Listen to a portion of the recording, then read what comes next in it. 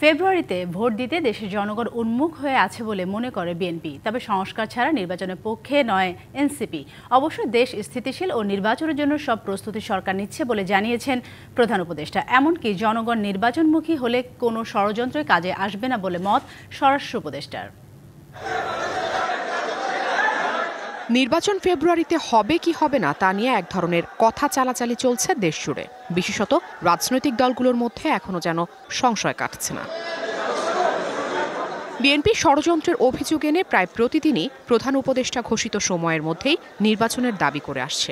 সোমবারও দলটির নেতা মঈন খান বলেছেন, ফেব্রুয়ারিতে ভোট দিতে উন্মুখ হয়ে আছে সাধারণ মানুষ। বাংলাদেশের মানুষ উন্মুখ হয়ে আছে, তারা ভোট দেবে। একটি সুষ্ঠু নিরপেক্ষ নির্বাচনে ভোট দিতে চায়। ইনশাআল্লাহ আগামী ফেব্রুয়ারিতে তাদের সেই ইচ্ছা পূরণ।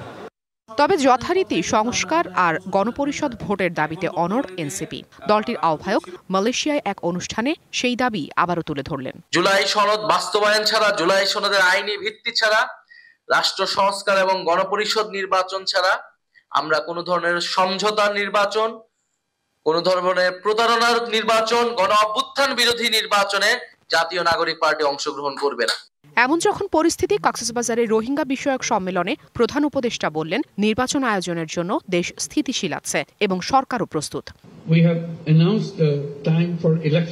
দেশের নির্বাচনের জন্য যথাযথ পরিবেশ তৈরি হয়েছে এবং অন্তর্বর্তী সরকার এর জন্য প্রস্তুত আছে। একই সঙ্গে দেশের রাজনৈতিক অবস্থাও স্থিতিশীল হয়েছে। RICL TMX, যুগের পর যুগ স্থাপনা থাকে মজবুত।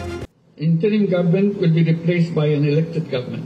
আর সচিবালয়ে সাংবাদিকদের ব্রিফ করার সময় স্বরাষ্ট্র উপদেষ্টা জানালেন, জনগণ নির্বাচনমুখী হলে কোনো ষড়যন্ত্রই কাজে লাগবে না। নির্বাচনটা সুস্থ নির্ভর করে হলো জনগণ এবং পলিটিক্যাল পার্টির উপরে। এর হলো মেইন।